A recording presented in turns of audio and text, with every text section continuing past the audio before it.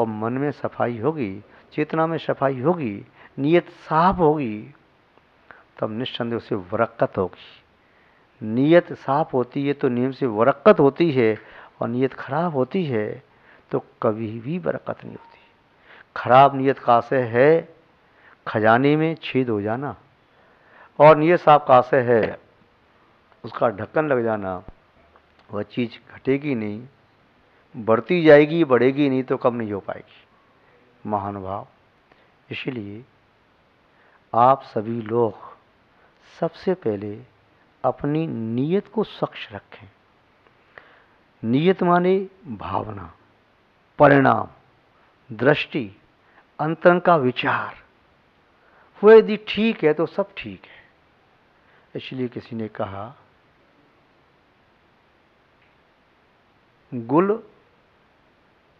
गुल तो बहुत हैं किंतु गुलिस्तान नहीं। गुल तो बहुत हैं किंतु गुलिस्तान नहीं।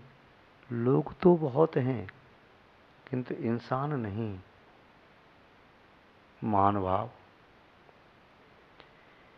व्यक्ति सोचता है इस जहां में ईमान नहीं है, किंतु सत्य बात यह है कि वो अपनी नीयत को बदलना नहीं चाहता।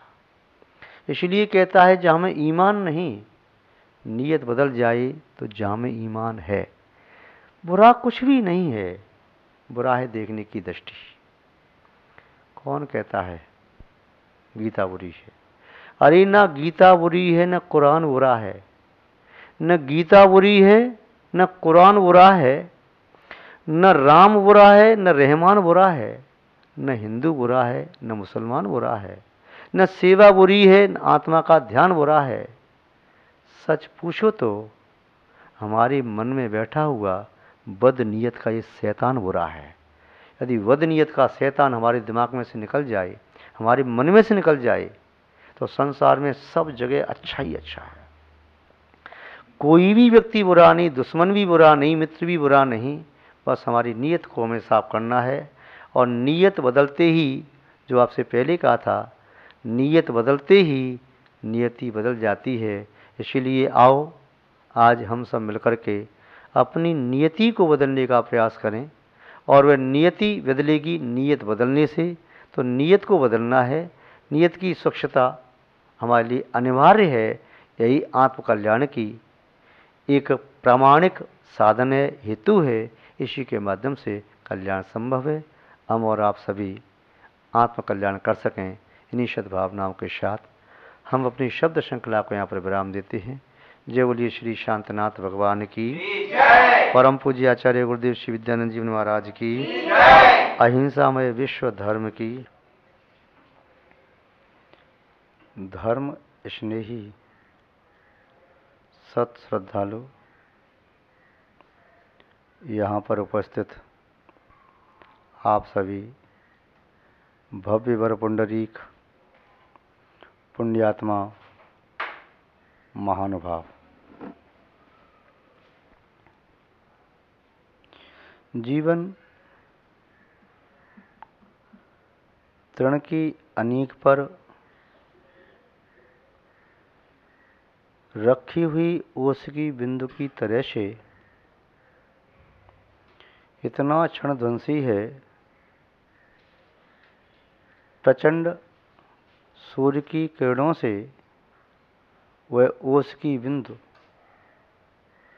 देखते देखते ही विलय को प्राप्त हो जाती है। इसी तरह क्षणध्वंसी है हमारा और आपका जीवन। किंतु क्षणध्वंसी जीवन में, इस अनिश्चित जीवन में प्रज्ञ पुरुष ऐसा कार्य कर लेते हैं जिसका फल सुदीर्घ काल तक प्राप्त किया जा सके। इस विनश्वर शरीर के माध्यम से अविनश्वर स्वभाव की प्राप्ति भी की जा सकती है। ये ओस की तरह से विगलित होने वाला जीवन प्रज्ञ पुरुषों को वह देकर के जाता है जिसे मौत भी छीन नहीं सकती। प्रज्ञ पुरुष यही सोचते हैं कि हमें आज का दिन मिला है, आज के दिन को हम कैसे सफल और सार्थक करें।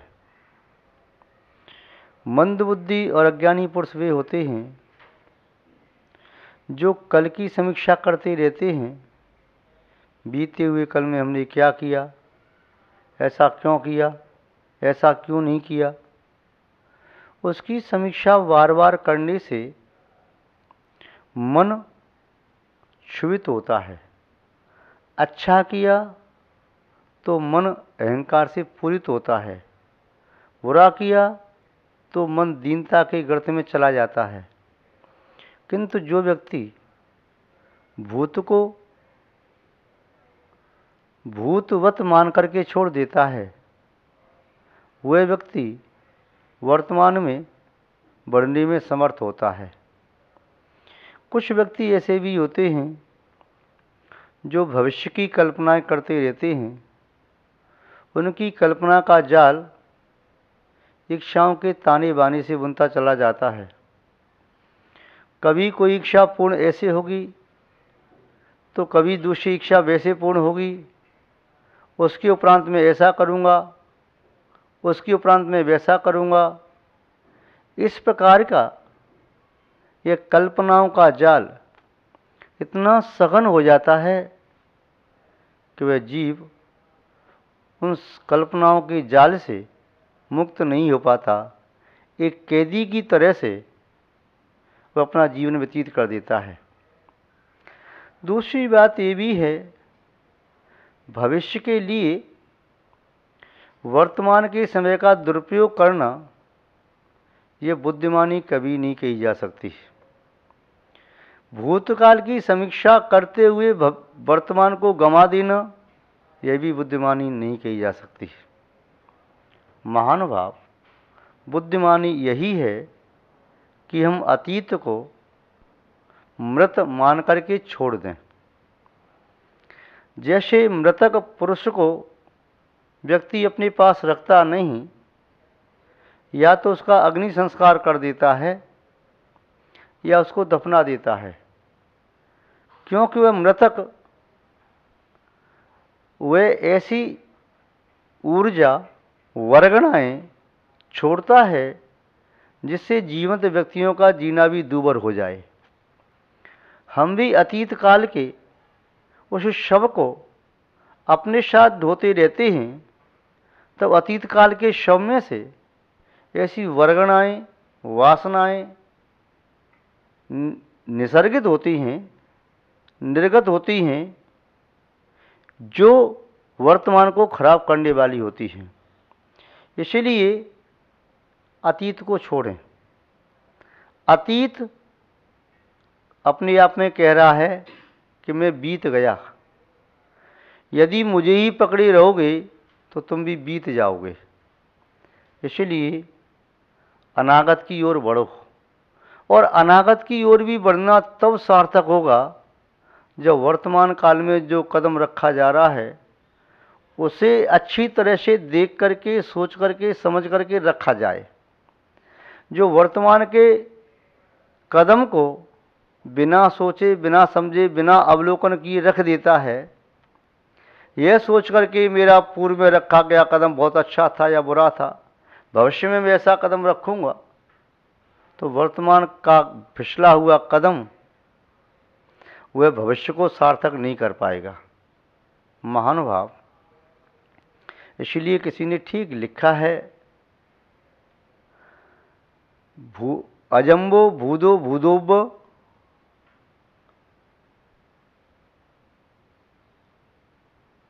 भविष्यो अजम्बो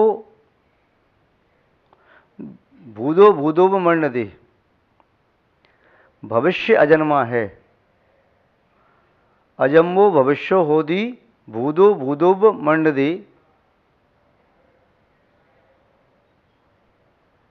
भूत भूत की तरह से वह मृतक है, भविष्य अजन्मा की तरह से वह गर्भ में है, किंतु वर्तमान काल हमारी सन्मुख है, वर्तमान काल में किया गया कार्य निस्संदेह वर्धमान बनाने वाला होता है। वर्तमाने जीवदीजो वर्धमान होदीड़े मीणा, जो वर्तमान में जीता है नियम से वर्धमान दशा को प्राप्त करता है। भगवान महावीर स्वामी का बाल्यावस्था का नाम वर्धमान था। वह वर्धमान नाम इसलिए भी माना जाता है कि उनके गर्भ में आने से श्री सुख शांति आदि की निरंतर वृद्धि हुई, इसलिए उनका नाम वर्धमान हुआ। कवियों ने लिखा है, श्री वृद्धि सर्वत्र हुई थी, जनता ने सुख पाए थे, इससे जग में त्रिशलानंदन वर्धमान कहलाए थे। किंतु दूसरा वर्धमान का अर्थ ये भी है कि वे वर्तमान में जीने वाले थे। जो वर्तमान में जीने वाला होता है वह कोई भी हो, चाहे वह त्रिशलानंदन हो, चाहे वह अन्य किसी जननी का नंदन हो, वह वर्धमान अवस्था को प्राप्त कर ही लेगा। किंतु जो वर्तमान को छोड़कर के अन्य चाहे भूत या भविष्य में जीने का प्रयास करता है तो वह वर्धमान नहीं बन सकता। किसी ने तो कहा है कि जिन घड़ियों में हंस सकते हैं उन घड़ियों में रोएं क्यों, और जिन घड़ियों में जग सकते हैं उन घड़ियों में सोएं क्यों। आज का दिन है, कल का दिन है, किसने देखा, आज के दिन को खोएं क्यों। बीज पुण्य के बो सकते हैं, बीज पाप के बोएं क्यों। महानुभाव, ये आज का दिन हमारे पास सुनहरा अवसर है। इससे अच्छा शुद्ध मुहूर्त जीवन में कोई दूसरा नहीं हो सकता। जीवन में लोग मुहूर्त निकालते हैं, अच्छा मास, तिथि, वार, नक्षत्र, योग देखते हैं, किंतु ये भूत के नक्षत्र और भविष्य के नक्षत्र और योग हमारे जीवन को सफल और सार्थक नहीं कर सकते जब तक कि हम वर्तमान के दिन को, आज के दिन को सफल और सार्थक न करें। महानुभाव, वर्तमान को सफल और सार्थक करने के लिए यही शर्त अतीत में हुए पुरुषों के लिए थी, यही शर्त आज में उत्पन्न हुई, वर्तमान में उत्पन्न हुई हम और आपके लिए है, यही शर्त भविष्य में उत्पन्न होने वाले मनुष्यों के लिए है। ये बात जीवन में शुभ प्रेरणा देने वाली होती है। कल का दिन है, किसने देखा, आज के दिन को खोएं क्यों। कल के दिन के बारे में कोई नहीं जानता, इसलिए नीति कहती है, शुभस्य शीघ्रम कुरु, शुभ कार्य को आज ही कर लो। जीवन में जो कुछ भी अशुभ है उस अशुभ कार्य को कल पर टालने की कोशिश करो। जो अशुभ को कल पर टाल देता है उसके जीवन में कभी अशुभ होता ही नहीं, कभी अशुभ आता ही नहीं। जो शुभ को आज ही करने की चेष्टा करता है उसके जीवन में से शुभ कभी जाता ही नहीं। प्रातःकाल उठ करके सबसे पहले प्रार्थना करता है, भगवान मैं तो आपसे इतनी प्रार्थना करता हूँ कि मेरा आज का दिन धर्म ध्यान पूर्वक व्यतीत हो जाए।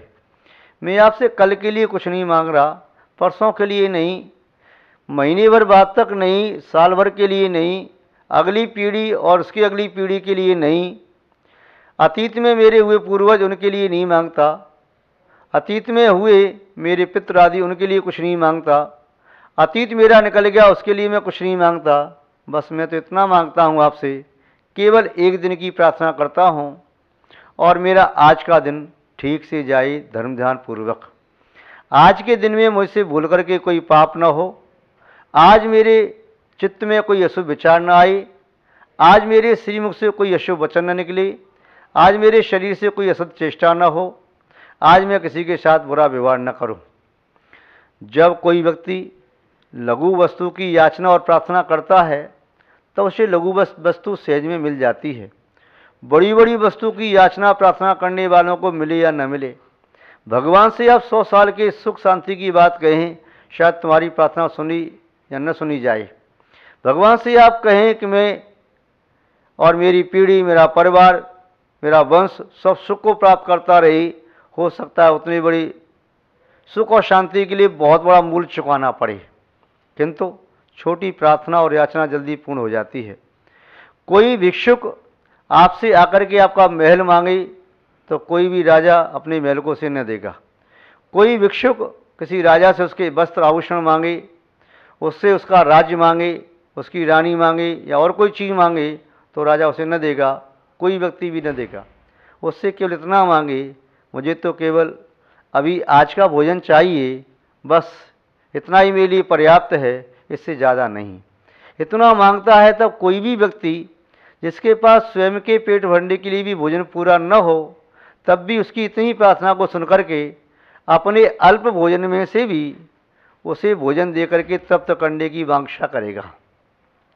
इसलिए लघु कामनाएं, लघु इच्छाएं, लघु आकांक्षाएं ये सहज में पूर्ण हो जाती हैं। लघु आकांक्षा को पूर्ण करते करते व्यक्ति अंतिम वांछा को भी पूर्ण करने में समर्थ होता है। एक एक कदम से ही मंजिल तक पहुंचा जाता है।